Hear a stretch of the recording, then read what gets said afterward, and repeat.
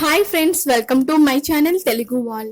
Friends, ఈరోజు వీడియోలో పొటాటోతో snacks తయారు చేసుకుందాం. చాలా సింపుల్గా, చాలా టేస్టీగా ఉంటాయి. తప్పకుండా మీరు కూడా ఒకసారి ట్రై చేయండి. ఓకే ఫ్రెండ్స్, ఈ వీడియోని పూర్తిగా చూసే ముందు మీరు కనుక ఈ ఛానల్ని సబ్స్క్రైబ్ చేసుకోకపోతే తప్పకుండా సబ్స్క్రైబ్ చేసుకోండి. అలాగే పక్కనే ఉన్న బెల్ సింబల్ని కూడా క్లిక్ చేయండి.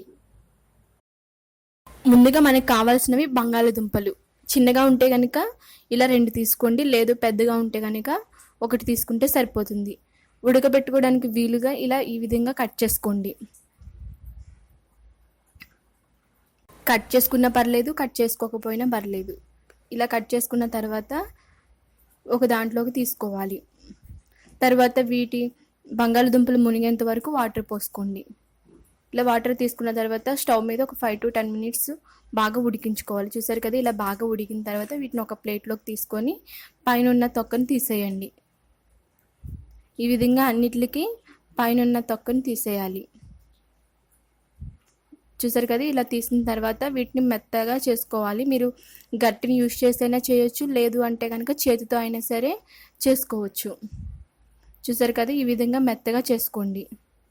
ఇలా మెత్తగా అయిన తర్వాత మీరు దీనిలో ఒక 3 స్పూన్లు శనగపిండిని కలుపుకోవాలి. 2 పచ్చిమిర్చిని ఈ విధంగా చిన్నగా కట్ చేసుకొని వేసుకోవాలి. తర్వాత ఒక ఉల్లిపాయని ఈ విధంగా చిన్నగా కట్ చేసుకొని వేసుకోండి. రుచికి సరిపడా సాల్ట్, 1 స్పూన్ కారం, 1 స్పూన్ ధనియాల పొడి, కొత్తిమీరను చిన్నగా కట్ చేసుకొని వేసుకోండి. జీలకర్ర 1 స్పూన్. ఇప్పుడు వీటన్నిటిని కూడా బాగా కలుపుకోవాలి.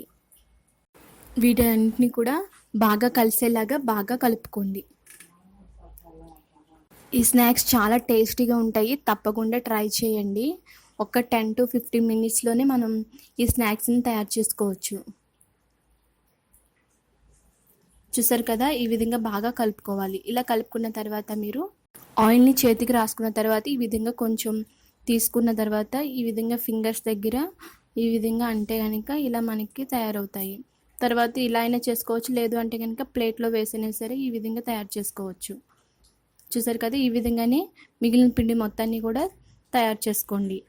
చూసారు కదా, ఈ విధంగా ఈజీగా తయారు చేసుకోవచ్చు. తర్వాత నూనె బాగా కాలిన తర్వాత వీటిని వేసుకొని మంచి కలర్లోకి వచ్చేంత వరకు ఫ్రై చేసుకోవాలి. వీటిని సిమ్లో ఉంచుకొని బాగా ఫ్రై చేసుకోండి, లేదంటే కనుక లోపల ఉడకదు. చూసారు కదా, ఈ కలర్ వచ్చేంత వరకు బాగా ఫ్రై చేసుకోవాలి. ఈ విధంగా బాగా మిగిలిన వాటిని కూడా బాగా ఫ్రై చేసుకోండి. చాలా టేస్టీగా ఉంటాయి. ఈ కలర్ వచ్చే వరకు ఫ్రై చేసుకోండి. చూసారు కదా, చాలా బాగా వచ్చాయి. తప్పకుండా మీరు కూడా ట్రై చేయండి ఫ్రెండ్స్. చాలా టేస్టీగా ఉంటాయి. చాలా సింపుల్గా తయారు చేసుకోవచ్చు. ఓకే ఫ్రెండ్స్, మీకు కనుక ఈ వీడియో నచ్చినట్లయితే లైక్ చేయండి. అలాగే మీ ఫ్రెండ్స్కి కూడా షేర్ చేయండి. మీ అభిప్రాయాలను కామెంట్ రూపంలో తెలియచేయండి.